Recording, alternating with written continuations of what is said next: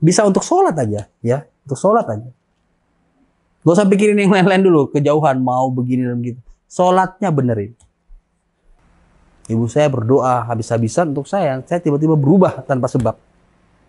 Sejak saat itulah saya percaya yang namanya doa. Kenapa? Karena saya sendiri nggak mau. Saya nggak mau hidup seperti sekarang. Zaman dulu, kalau kamu ketemu saya zaman dulu, zaman hidup saya dulu, mana mau saya jenggotan, cingkrang, mana mau saya, nggak mau saya.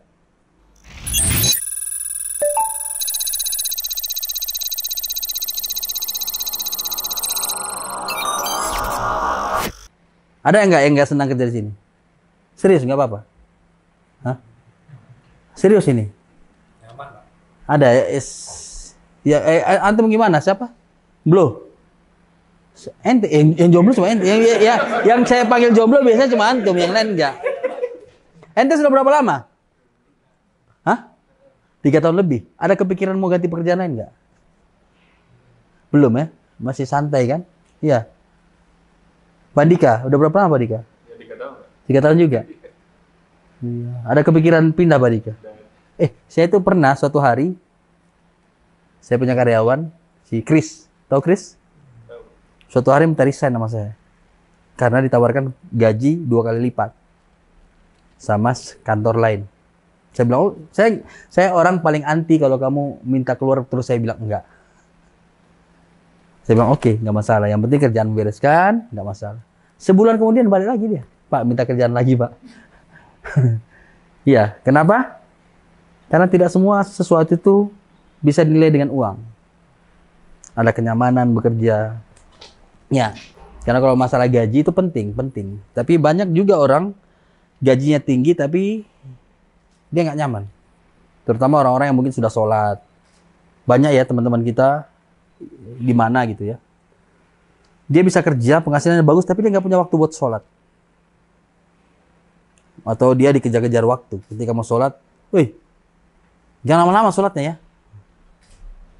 Ya, kita menciptakan sebuah kondisi supaya teman-teman mudah-mudahan nyaman bekerja di sini. Tugas utamanya, semacam saya atau beberapa teman-teman yang levelnya di atasnya, tugasnya bagaimana menyeimbangkan kapal ini mau kemana, arahnya mau kemana. Ya, bagaimana supaya bisa tetap fight. Ya, bagaimana bisa tetap konsisten. Ya, karena Borneo ini saingannya banyak. Ya, banyak maksudnya muncul yang baru-baru. Dengan modal sedikit, cukup mengambil data orang, dia jualan. Gitu. Tapi kembali lagi, ada Tuhan gitu. Tuhan tuh nggak buta, masa sebanyak ini? Orang kerja sebanyak ini, hasilnya nggak ada. Nah, teman-teman, dalam bekerja, saya sebagai bisa dibilang pimpinan perusahaan di sini, tentu punya goal, tentu punya tujuan. Ya, selain produk ini harus bisa laku di pasaran, tetapi secara internal, saya punya tujuan. Ya. Tujuan yang paling saya harapkan di sini adalah bagaimana saya bisa melihat karyawan saya ini bisa sholat semua. Itu harapan saya paling besar. Kenapa? Karena kalau kalian sholat semua, usaha ini jadi berkah gitu. Jangan mikirin kejauhan ya. Wah, itu cingkrang, itu jenggotan. Selama kalian bertahun-tahun di sini tidak pernah sekalipun kalian, kamu jenggotan kayak saya harus ya. Pernah nggak? Ada nggak? Kamu besok nggak boleh potong jenggot ya. Celananya besok potong ya. Ada nggak? Tidak satupun. Tidak satupun dipaksakan ke sana. Tetapi saya selalu maksain kalian untuk sholat. Betul nggak? Sholat. Kalau sholat bukan masalah mazhab. Sholat masalah kewajiban kita sama Tuhan kita. Kenapa saya begitu selalu ingetin. Bahkan saya sekarang merasa berdosa kalau saya waktu sholat kalian di luar sana main game, ngapain. Saya tuh merasa jadi pemimpin yang salah, gitu. Pemimpin yang gagal. Gitu. Di satu sisi. Tapi di sisi yang lain, saya nggak bisa maksain orang untuk dapat hidayah. Gitu. Tapi di satu sisi, saya harus membuat kondisi bahwa kalian harus sholat selama di sini. Saya nggak peduli Adit tatonya banyak. Saya nggak peduli kamu dulunya bagaimana. Saya nggak peduli. Saya nggak pernah nanyain kamu dulu apa. Kamu dulu punya masalah apa.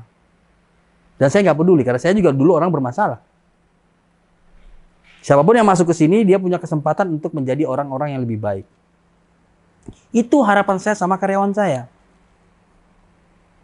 Gak peduli saya kalian kemarin kerja apa kayak, gak peduli. Yang penting setelah masuk sini, harapan paling utama saya, selain kalian dapat pekerjaan, nyaman, cocok, ya kan? Harus bisa penghasilannya lebih baik daripada yang dulu, ya kan ya? Cocok, dan yang paling utama, pada akhirnya saya pengen kalian sholat. Kita buatkan musola di belakang. Kenapa? Karena saya pernah ngalamin hidup nggak sholat gitu. Saya pernah hidup nggak sholat, pernah. Lama saya hidup nggak sholat. Dan itu nggak enak. Bukan nggak enak. Saya merasa keren gitu. Tapi sebenarnya kosong. Masalah datang terus silih berganti. Setiap masalah seakan-akan saya bisa menyelesaikan. Ya. Yang sebenarnya kalau teman-teman bisa untuk sholat aja, ya, untuk sholat aja. Gak usah pikirin yang lain-lain dulu, kejauhan mau begini dan begitu. Sholatnya benerin. Karena ketika sholat kita udah bener, maka yang lain jadi mudah. Kuncinya itu. Ketika sholat kita udah bener, maka yang lain jadi mudah. Pak, saya tatoan. Gak apa-apa bro. Semua orang pernah salah. Saya juga tatoan nih, saya juga bandel dulu. Tapi semua orang punya kesempatan untuk baik. Ya. Karena kalau sholatnya kalian benar, kalian akan menjadi orang yang bertanggung jawab. Takutnya bukan nama saya. Kalian takutnya bukan sama fingerprint. Tapi kalian kalau takut, nanti kalau nggak amanah, ada pertanggung jawabannya ada. Kalau kalian nggak kerja dengan baik, karena kalian di sini misalnya punya akad sama saya, kerja dari jam sekian sampai jam sekian. Jam sekian istirahat, jam sekian sampai jam sekian kerja, jam sekian istirahat, jam sekian sampai jam kerja, setelah itu pulang. Itu perjanjian antara Anda dan saya. Kalau sampai Anda di jam perjanjian itu nggak kerja, atau kalian main game, kalian dosa loh sama saya. Kalau di jam kerja, yang harusnya kalian kerja, kalian sibuk WA, chattingan, ada yang tidur, ada yang begini, kalian dosa loh sama saya. Kenapa? Karena kita punya perjanjian pekerjaan. Ada pekerjaan muamalah antara Anda dan saya. Karena saya menggaji Anda berdasarkan apa yang kita kesepakati. Ya, kalau kalian sudah sholat, paham akan ilmu seperti itu, takut. Ya, maka yang paling utama teman-teman sekalian, belajar sholat. Pak, saya belum pernah sholat. Pak, saya nggak ngerti cara sholat. Per bulan ini ada kajian di belakang. Targeting saya bukan karyawan, tapi saya harap kalian bisa ikut. Targetingnya adalah siswa-siswa itu. Saya pengen siswa-siswa itu pulang dari sini, dia udah sholat gitu. Dia udah belajar sholat. Paling nggak tahu cara sholat. Tanda kita cinta sama saudara kita itu begitu. Tanda kita cinta sama karyawan kita itu begitu. Ya kan? Kalau saya mau cuek, ya terserah, karepmu. Kalau mau sholat nggak sholat, bodo amat. Iya tak? Kau mau apa, bodo amat. Tapi kan nggak begitu. Perusahaan kalau mau kuat nggak begitu. Kita sama-sama di sini, sama-sama bekerja, sama-sama makan. Mudah-mudahan kita sama-sama masuk surganya Allah. Kan itu harapan kita. Karena nggak ada yang nggak mati, Pak. Tahun lalu saya mengalami di keluarga saya itu banyak yang mati. Januari ibu saya meninggal. Lalu om saya meninggal. Lalu ini meninggal, tante saya meninggal. Lalu si anak saya yang umur 5 tahun meninggal. Lalu karyawan saya Hasan meninggal. Banyak. Tahun lalu itu saya banyak ke rumah sakit aja. Rumah sakit, sedikit rumah sakit, sedikit lihat orang kanker, sedikit. Itu aja kerjaan saya, bolak-balik. Artinya, ya nggak bos, nggak karyawan, ya kita semua pasti mati. Ya paling nggak kita mati tidak dalam keadaan meninggalkan sholat, Pak. Parah. Ya. Jadi teman-teman sekalian, sekali lagi saya ngajak kalian, ramaikan masjidnya. Waktu sholat, kan kalian disuruh berhenti bekerja. Perusahaan lain belum tentu disuruh berhenti bekerja, Pak. Saya minta kalian berhenti bekerja, sholat. Habis sholat, mau santai-santai, monggo. Tapi waktunya sholat. Karena nggak ada kesuksesan tanpa sholat. Sukses itu apa, toh? Sukses itu apa, Pak De?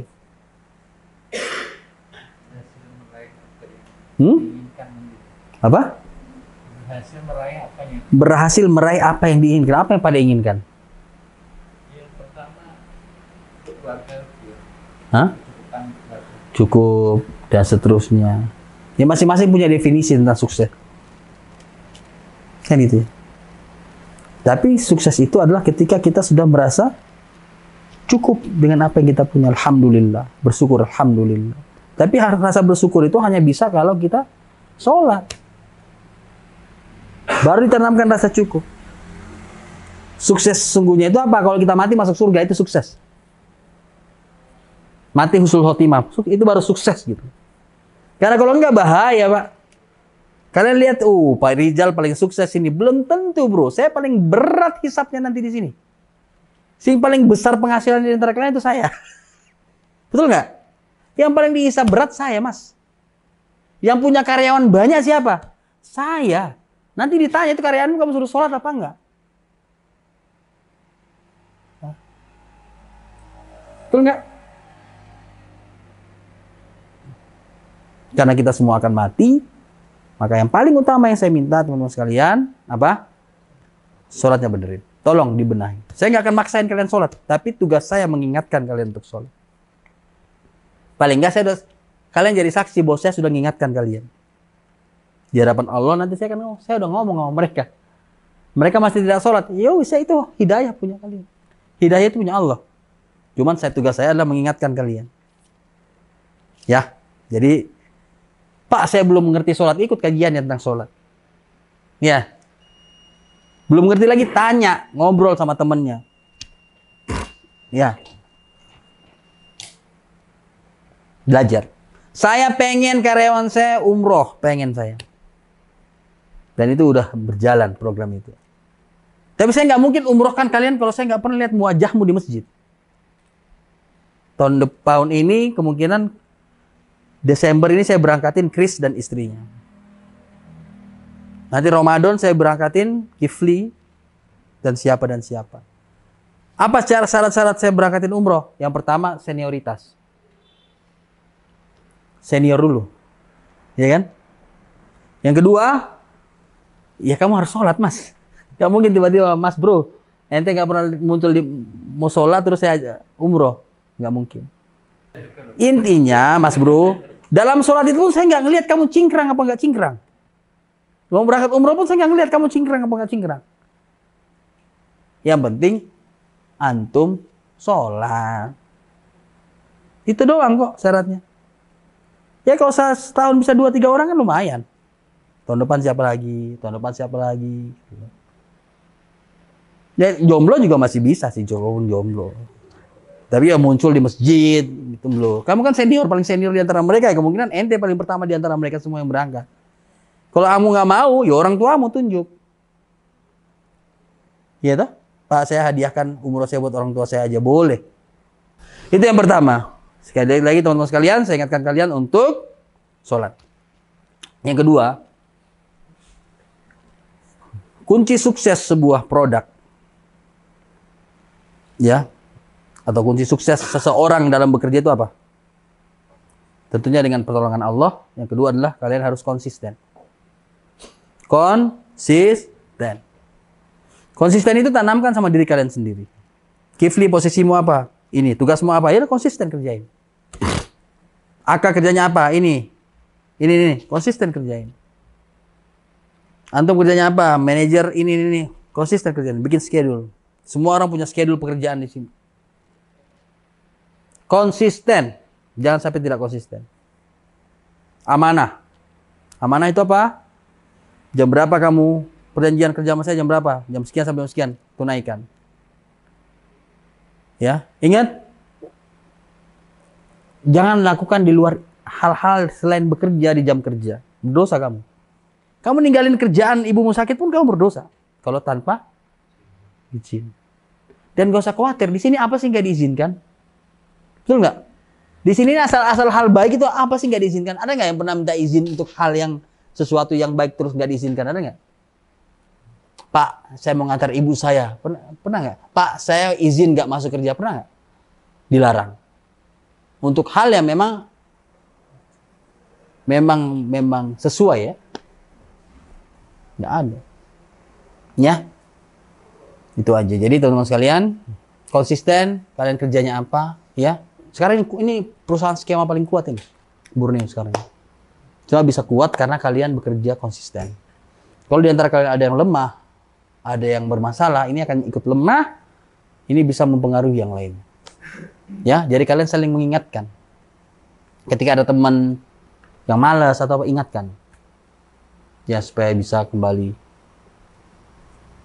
beraktivitas dengan baik. Ada pertanyaan? Ya, gathering family setiap tahun lah. Setahun sekali. Kapan sih kita bikin, Marin? Januari. Ya, berarti nanti Januari lagi lah. Januari lah kita bikin. Nanti mau kemana kalian? Kalau saya bilang Ki, kita ke Karimun. Karimun Jawa. Iya toh? Mau ke kalian Karimun? Karimun Jawa. Nyebrang. Tapi lihat Google Map aja. Kita ke sini lihat. Google Earth. Google Earth. Kan Google Map, Google Earth masih mendingan. Itu view. Gathering family nanti Januari ya. Per tahun lah, setiap tahun sekali lah. Boleh. Tapi tolong ya, harus wajib ikut. Iyalah, tujuannya kan untuk meningkatkan, mengompakkan teman-teman. Iya toh? Kalau kita pergi, lebih mahal loh itu Pak, jauh loh itu. Iya toh? Naik kapal, berenang. sambil latihan fisik. Yang pasti teman-teman sekalian, saya selalu bawa ustadz ke sini. Bukan untuk mempengaruhi kalian, tidak. Cuma sekedar ngasih nasihat hidup. Ya. Belum ada ustadz yang saya bawa itu terus, kamu nanti begini. Nggak ada. Semuanya pasti nasihat-nasihat baik yang dikasih. Iya kan? Kalian sudah berapa tahun di sini? Banyak, lama kan? Udah 3 tahun. Kalau ini barang-barang ada yang sesat di sini, ya, kalian harus sudah keluar kan? Betul nggak? Pasti ketahuan lah. Aneh-aneh lah pokoknya. Rasanya di sini baik-baik saja dan kalian pun tidak pernah dipaksakan untuk A, untuk B. Cuman memang di sini memang dipaksakan untuk sholat. Pada waktu jam sholat, semua berhenti sholat. Gitu, enak. Ini kan sebagian saya lihat jam sholat kan, di luar. Masih belum tercapai kemauan saya. Tapi kan saya nggak pernah marahin kalian. Ya, tapi kalian nggak tahu, saya doain kalian loh. Selalu saya doain. Salah satu doa saya itu, ya Allah berikanlah hidayah kepada semua karyawan saya. Nah, itu salah satu doa saya. Karena kalau lihat saya pergi umroh, saya pergi haji, saya memang hobi umroh. Saya memang senang pergi umroh. Kan di sana itu tempat kita berdoa, bermunajat, minta sama Allah. Kamu tahu nggak?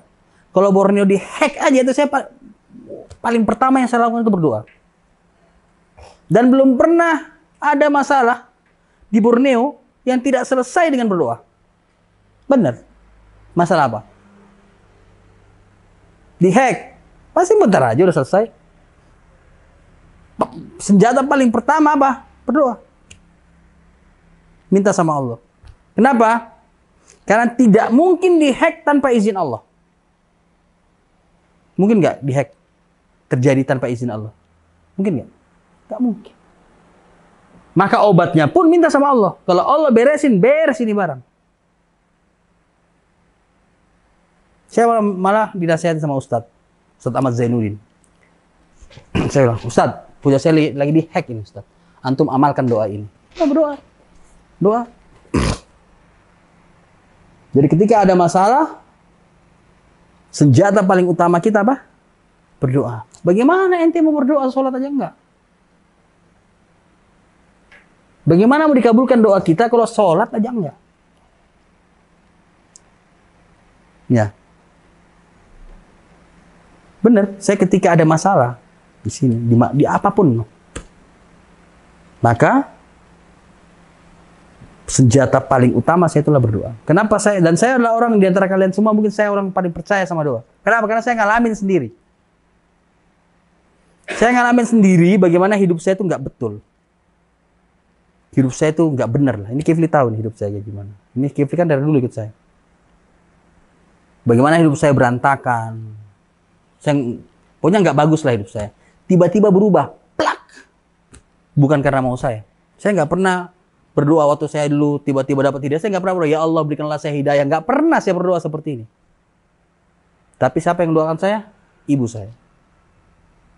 Ibu saya berdoa habis-habisan untuk saya. Saya tiba-tiba berubah tanpa sebab. Sejak saat itulah saya percaya yang namanya doa. Kenapa? Karena saya sendiri nggak mau. Saya nggak mau hidup seperti sekarang. Zaman dulu, kalau kamu ketemu saya zaman dulu, zaman hidup saya dulu, mana mau saya jenggotan, cingkrang, mana mau saya, nggak mau saya. Nggak mau. Kenapa? Bagi saya jelek banget hidup kayak begitu. Pandangan saya waktu dulu. Nggak mau saya, nggak pernah punya cita-cita saya seperti itu, nggak pernah.